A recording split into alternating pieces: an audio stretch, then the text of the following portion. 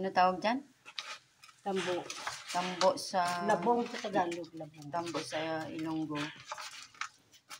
Labong sa Tagalog. So, bakit kailangan lagyan ng asin? Para makuha ang pait. Pigain. Ah. So, kailangan mo siya pigain sa asin. Ah, nagtutubig siya.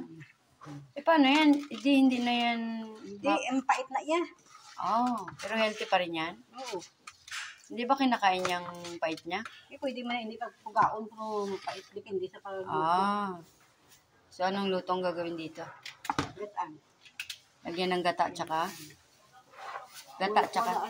Wala siyang... Gata tsaka... okra.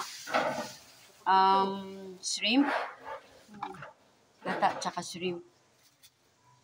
Tsaka okra. Uy, may pipino. Tuwalin sa tulog.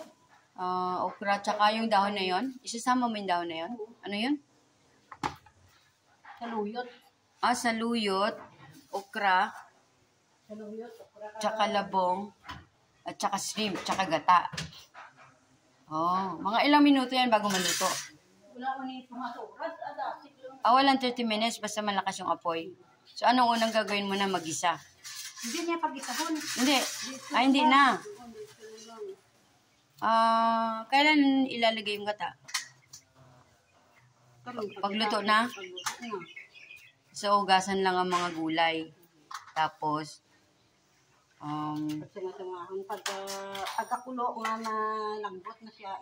Pero mantika, lagay ka muna mantika. Ay, hindi na rin. So, ilagay mo lang siya sa lutuan. Yung pakuluan. Pakuluan.